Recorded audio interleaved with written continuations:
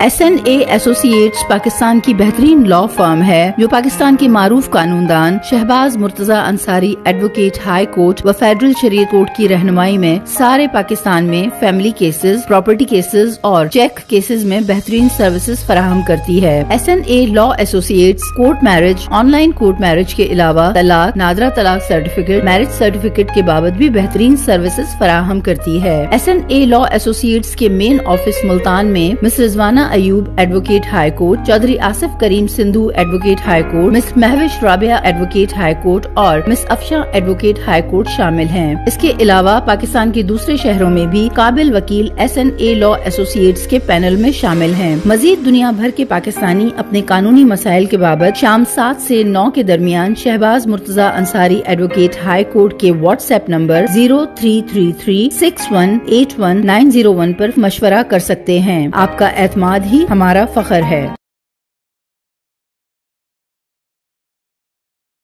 मोहतरम नाज़रीन, अस्सलाम वालेकुम।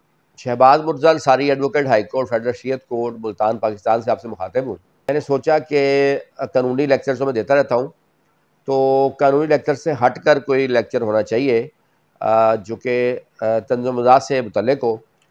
तो आज मैं आप लोगों को वकालत में पेश आने वाले चंद फ़नी वाक़यात जो हैं वो बताऊँगा, जो कि मेरे वकालत के अरसे के दौरान पेश आए। इससे पहले भी मेरा कुछ साल पहले एक ऐसा लेक्चर आया था जो लोगों ने काफ़ी पसंद किया था। उसमें मैंने कुछ वाक़यात बताए थे और आज भी मैं कुछ वाक़यात जो है वो बताऊँगा। तो अगर आप लोगों ने अब तक मेरे YouTube channel Shahbaz Murtaza Ansari advocate को सब्सक्राइब नहीं किया तो काइंडली सब्सक्राइब कर लें, इसको दोस्तों में शेयर करें और लाइक भी करें ताकि दोस्तों को भी मेरी वीडियोस जो है मिलती रहे। और आप लोग मेरी वीडियो पसंद करते हैं, इसका भी शुक्रिया।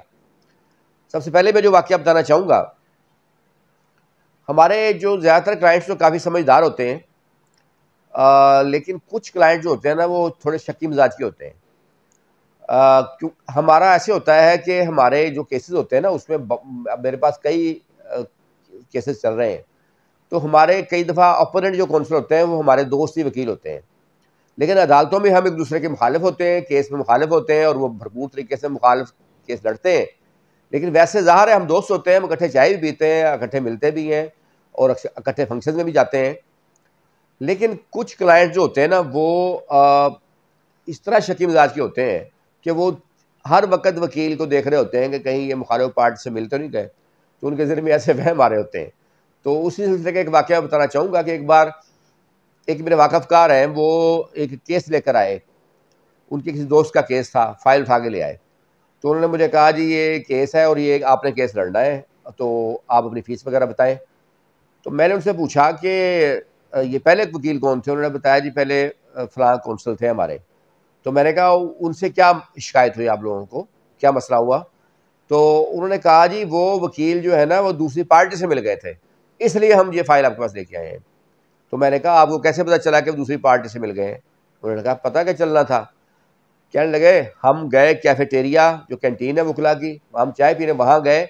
आगे हमने देखा कि हमारे वकील और वो जो मुखालिफ वकील इकट्ठे बैठ के चाय पी रहे थे। और कहने लगा कि मैंने, पंजाबी था बंदा, कहने लगा मैं उत्तों जाके फाड़ लिया उन्होंने। मैं क्या वाह जी वाह, बड़िया चावां पीतियां जा रही ने इकट्ठे। तो एक तो ये वाक़या था, वो सिर्फ चाय पी रहे थे और उन्होंने जाके उसको ये समझा। अच्छा, दूसरा वाक़या, मैं एक शहर में बहस करने के लिए गया। अक्सर मेरे जो लॉयर्स होते हैं मेरे पैनल में मुख्तलिफ शहरों में केस तो वो डील करते हैं मेरी निगरानी में, लेकिन फ़ाइनल बहस के लिए अक्सर मैं खुद ही जाता हूँ। क्लाइंट्स की भी ख्वाहिश होती है कि मैं ही जाके फ़ाइनल बहस करूँ। तो मुल्तान के करीब छोटा शहर है, मैं वहाँ फ़ाइनल बहस करने के लिए गया। तो वहाँ पहले से एक बुज़ुर्ग वकील थे उस पार्टी के जो कि केस डील कर रहे थे। तो फ़ाइनल बहस के लिए मैं गया, मैंने वहाँ जाके फ़ाइनल बहस की। जब मैंने फ़ाइनल बहस मुकम्मल कर ली, वो कौंसल, दूसरे जो कौंसल थे मेरे साथ ही खड़े थे। तो जब मैंने अपनी पूरी बहस मुकम्मल कर ली तो बाद में उन्होंने भी उस केस के बारे में कुछ जज साहब को कुछ बताना चाहा ताकि मैं भी इस बहस में हिस्सा डाल लूँ या मेरा भी हिस्सा हो जाए। तो जज साहब ने उनको मुस्कुराकर कहा कि अब आप सिर्फ दुआए खैर ही करें। अंसारी साहब की बहस हो गई। तो ये दूसरा वाक़या था। और तीसरा जो वाक़या है वो मेरे मुतल्लिक़ा तो नहीं है, लेकिन एक फ़नी वाक़या था वकालत के हवाले से।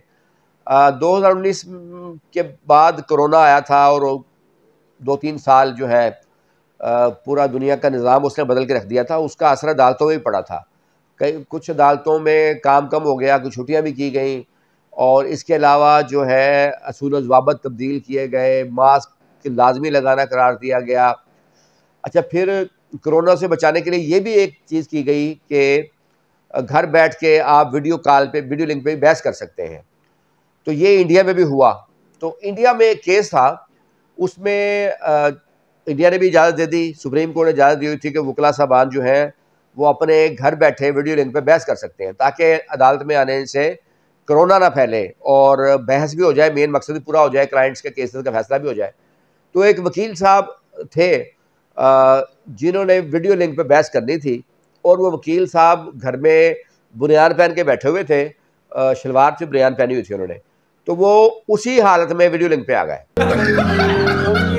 तो बहस करने के लिए इंडिया के सुप्रीम कोर्ट में।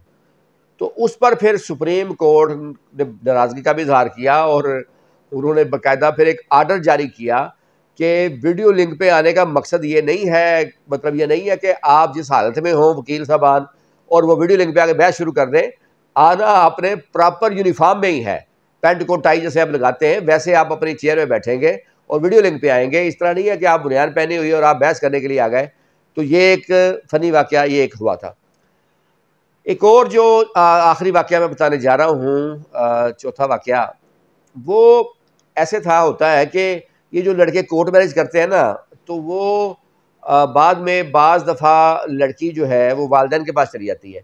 मतलब पुलिस वो FIR करवा दी, उसमें पुलिस ने बरामद करके उनको दे दी, या बाज़ औक़ात वालिदैन धोखाधड़ी से भी ले लेते हैं कि जी हम जो है अभी हमें वापस कर दें, हम फिर इज़्ज़त से रिश्तेदारों को बुलाकर एक प्रॉपर निकाह करेंगे या प्रॉपर रुख़सती करेंगे। तो इस झांसे में कई बार लड़के आ जाते हैं। कई वालिदैन तो वाक़ई ऐसा करते भी हैं, लेकिन कई झांसा देते हैं। तो जब लड़की वालिदैन के पास चली जाए तो फिर अक्सर वो उन्हीं की हो जाती है, ज़ाहिर है उनका प्रेशर पड़ता है उसके ऊपर। तो वो फिर लड़का जो है वो दायर करता है 491 की पिटीशन लड़की को बरामद करवाने के लिए कि मेरी बीवी है और वालिदैन ने उसके वालिदैन ने ज़बरदस्ती रखा हुआ है। तो ऐसे ही एक केस में लड़के ने पिटीशन दायर की थी, पुलिस गई और लड़की को बरामद किया, वो पेश हुई। तो जज साहब ने लड़की से पूछा भी ये लड़के को जानती हैं? उसने कहा नहीं जानती। हालांकि उससे निकाह हुआ था, उसके साथ रही थी, लेकिन अक्सर कोर्ट मैरिज में ऐसे सीन देखने में आते हैं। उसने कहा मैं नहीं जानती। उन्होंने कहा इसके साथ कोई आपका निकाह हुआ है? तो लड़की ने नहीं, मेरा उससे कोई निकाह नहीं हुआ। तो जज साहब ने किसके साथ जाना है? उसने कहा वालिदैन के साथ जाना है। तो जज साहब ने कहा ठीक है जाए, क्योंकि लड़की का बयान आ गया था। तो लड़के के जो वकील थे उन्होंने कहा सर ये हमारे पास निकाह नामा है, बाकायदा इसका निकाह हुआ, उसके साथ रही है। जज साहब ने कहा आपने लड़की का बयान सुन लिया है ना, अब लड़का सिर्फ जाके अताउल्लाह के गाने सुने। तो ये जो है ना एक चौथा वाक़या था जो मैंने आप लोगों को बताया, और उम्मीद है मेरी आज की वीडियो भी आप लोगों को पसंद आई होगी। और किसी मसले की सूरत में आप मेरे व्हाट्सएप नंबर 0333618101 पर जाकर मशवरा कर सकते हैं। मशवरे की 1000 फ़ीस है। और या आपको किसी भी पॉइंट पर कोई केसला चाहिए हो आप वो भी ले सकते हैं, उसकी भी 1000 फ़ीस है। और इसके अलावा मेरी जो सर्विसेज हैं वो तमाम शहरों में हैं। आप डायरेक्ट मेरी सर्विस लेना चाहें मुकम्मल, या आप सिर्फ मुझसे बहस तैयार करवाना चाहें अपने केस की, या ड्राफ्ट तैयार करवाना चाहें, या क्रॉस के सवाल तैयार करवाना चाहें, आप उस हद तक भी सर्विस हमारी ले सकते हैं। तो आप लोग मेरी वीडियो पसंद करते हैं, इसका शुक्रिया।